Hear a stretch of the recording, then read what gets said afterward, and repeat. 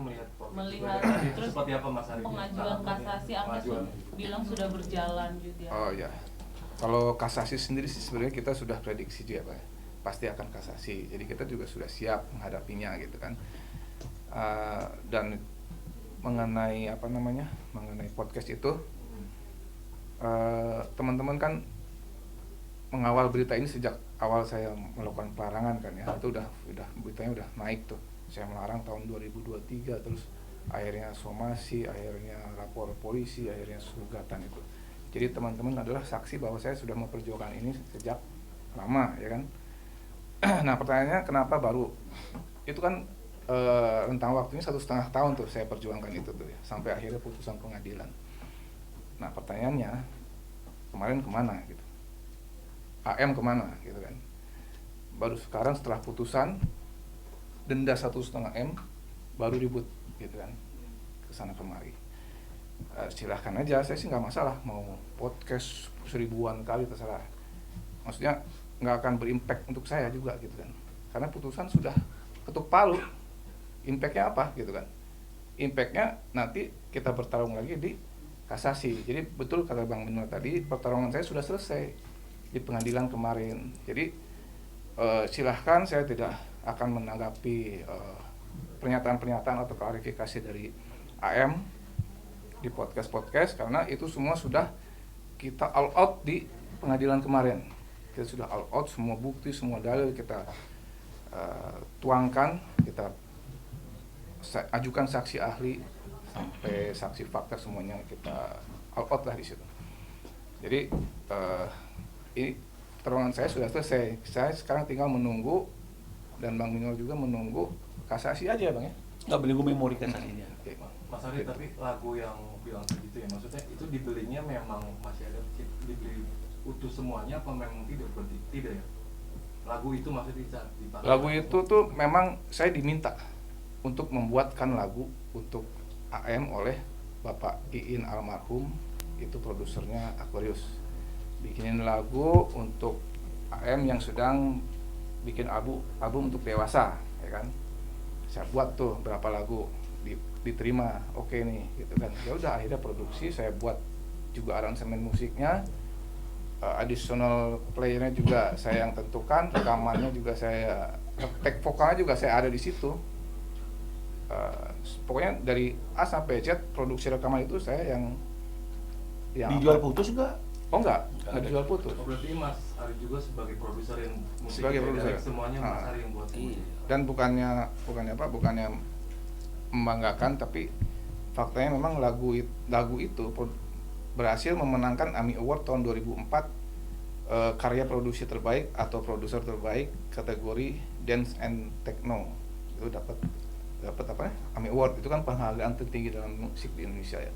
Dan kalau nggak salah AM juga dapat Asian Music Award kalau nggak salah, penyanyi terbaik untuk lagu itu gitu. Mas Ari, terkait izin tadi yang sebelum sama Bang Minola, apakah Agnes harus selalu minta izin sama Mas Ari terkait penggunaan lagu itu, atau kan tadi dibilang lagu itu udah dibeli sama produser label ya, jadi artinya kayak nggak dibeli. Maksudnya diminta sama label buat bikin ke Mas, apakah harus selalu minta izin ke Mas Ari untuk nyanyi lagu itu? Mekanismenya seperti itu. Harus selalu. Mekanismenya. Jadi yang bukan maunya si Ari Bias. Undang-undang mengatakan setiap menggunakan lagu secara komersil siapapun. Jadi di situ nggak dibilang siapapun kalau menggunakan lagu itu harus izin penciptanya, kecuali penyanyi asalnya, nggak ada di situ kalimat itu. Jadi gitu gini, jadi kan kita ada mechanical right, ada royalty mechanical ya, ada royalty performing. Royalty mechanical itu urusannya di label dan publisher. Kalau royalty royalty performing itu urusannya di LMK, MKN ya kan. Nah itu dua hal yang berbeda tuh. Untuk mechanical itu album, Spotify, CD segala macam itu sudah dikelola oleh publishing gitu. Jadi nggak perlu izin lagi, itu udah kelola publishing. Nah ini kan masalahnya di konser itu masuk ke royalty performing tuh banyak juga, karaoke, hotel, restoran gitu kan. Cuman ini kan khusus di konser ada pasalnya sendiri gitu kan, masing-masing punya ketentuan sih. Dan masalah izin itu saya dengar di podcast itu ya saya tanggapi satu aja. Agnes merasa tumbal dari kisruh royalti, ya kan, gitu kan. Nah itu penting untuk disikapi karena kita tidak pernah menumbalkan orang, dan ini kita udah melalui proses hukum yang benar di pengadilan, ya kan. Tidak ada rekayasa, ya Bang. Sesuai aja, kita apa adanya aja, kita serahkan bukti, ya akhirnya seperti ini. Dan lagu saya bukan dinyanyikan Agnes aja, jadi banyak artis-artis yang menyanyikan lagu saya dan itu juga hit semua. Dan minta izin sama ke Mas Ari. Nah, waktu saya menyurati AM itu manajemennya, saya juga menyurati yang lain. Nah, kenapa yang lain kok aman, nggak ada kasus seperti ini? Nah, kalian silakan menilai sendiri. Gitu. Yang kedua soal pembayaran royalti. Kan tadi dibilang secara pemahaman saya sendiri sebagai awam gitu, pembayaran royalti dilakukan pihak penyelenggara bukan si penyanyinya. Nah, Oke, kembali lagi. Kebiasaan kita mungkin selama ini di ekosistem industri ini yang membayarkan adalah penyelenggara. Sekali lagi, yang membayarkan, betul kan? betul. Pertanyaan saya, yang bertanggung jawab siapa? Kalau tidak terjadi pembayaran? Berarti selama ini di luar konser itu pun tidak menerima pembayaran atas lagu Bilang Saja. Untuk live konser itu nggak pernah, kan nol ya royaltinya kan. Ya. Ya, sepanjang ada undang-undang hak cipta saya nggak pernah dapat itu. Nah, itu Nah, jadi sebenarnya gini, saya sebenarnya punya bukti konser-konser sebelumnya, gitu sebenarnya ya. Cuman bagi saya itu 2 tahun 3 tahun lalu sudahlah, tuh saya lupakan saja. Konser yang terdekat aja dulu lah, ini kita perjuangkan haknya saya gitu ya. 3 konser itu yaitu yang ini 3 HWG itu. Sebelumnya banyak konsernya yang nyanyi lagu saya, kalau di YouTube dilihat iya. cari banyak itu. Makanya nggak ini dulu. Jadi kita harus belajar dulu membedakan yang membayarkan sama yang bertanggung jawab. Yang membayarkan itu kan boleh siapa saja, seperti yang tadi saya katakan tadi itu. Jadi kalau misalnya kemudian selama ini kebiasaan itu yang membayarkan atau yang membantu membayarkan itu adalah penyelenggara atau IO, apakah automatically dia yang bertanggung jawab? Belum tentu kan. Maka kita lihat aturannya. Betul ya? Nah, aturannya ternyata yang menggunakan lagu itu, yang menggunakan ciptaan itu. Siapa yang menggunakannya? Ya pelaku pertunjukan. Logika berpikir ini juga yang kami sampaikan dalam persidangan.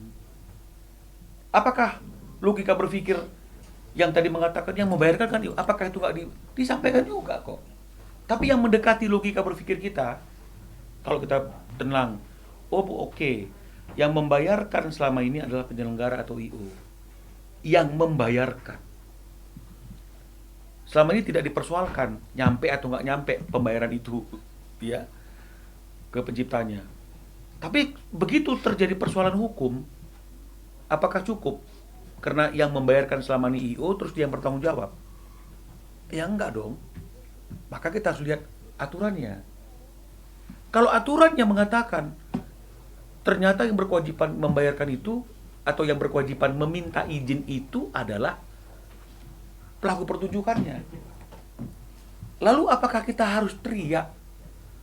Selama ini juga yang minta izin IO kok. Selama ini juga yang membayarkan IO kok. Apa kita harus teriak seperti itu selama ini? Ketika nggak ada masalah mungkin ya boleh-boleh saja. Selama ini permintaan izin diwakili oleh IO. Pembayaran diwakili oleh IO yang membayarkan, yang memintakan izin. Ketika ini menjadi suatu persoalan, kita harus uji kan, Mbak? Kita harus uji kan, Mas? Kan nggak boleh dong kita minta orang yang seharusnya tidak bertanggung jawab secara undang-undang bertanggung jawab untuk sesuatu yang bukan tanggung jawabnya.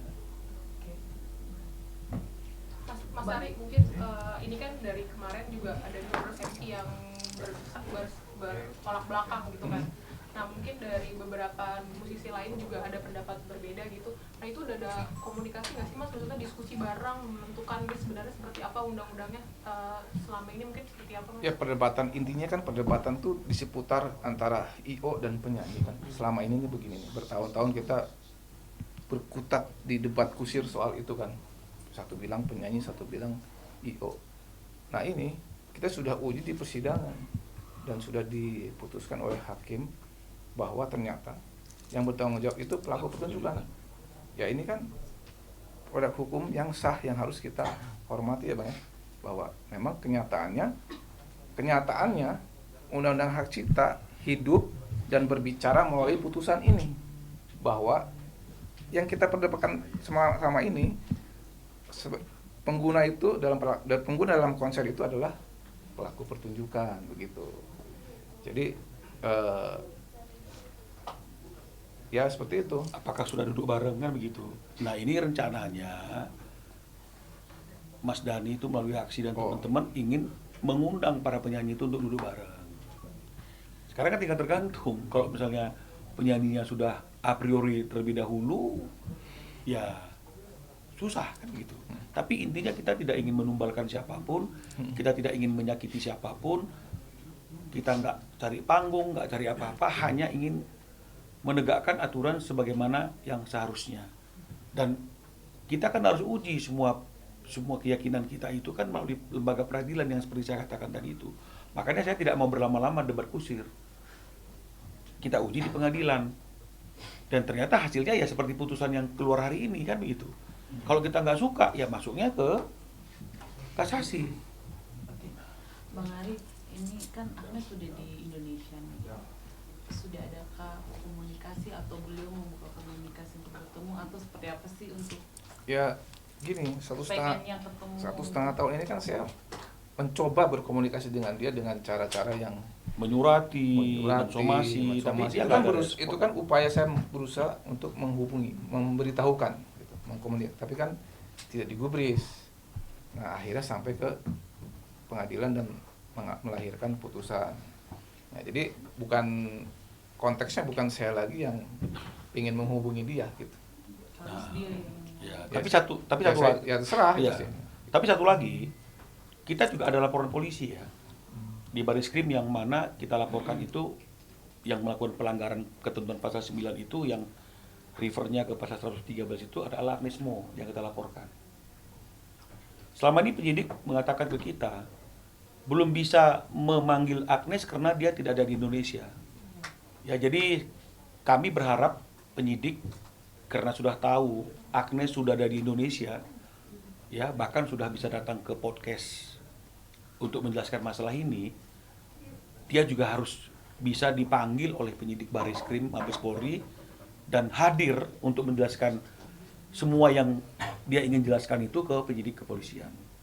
Ya jadi jangan sampai menghindar untuk dipanggil. Bila perlu karena dia tahu ada laporan, datang aja dulu, nggak usah dipanggil. Ya untuk mengklarifikasi. Jadi jangan sampai penegakan hukumnya nggak berjalan di Bariskrim. Kemarin kan kabarnya katanya mau ada pertemuan di tanggal 28 ya Bang ya. Apakah nanti akan mengundang Agnes Mo juga atau seperti apa Bang? Rencananya semua penyanyi diundang. Stakeholder. Berarti akan ada pertemuan antara Bang Asari sama Agnes Mo lagi di situ. Ya mungkin saja kalau dia hadir dan ya dia. Kalau Aib diundang nggak Aib? Tahun 28 nggak tahu. Karena itu kan Mas Dhani yang melakukan undangan itu Mas Dhani. Oke, udah. Sip, Cukup terima- ya. Terima kasih Bang. Terima kasih Bang Ari. Foto dulu. Oke. Dua tahan. Iya, iya.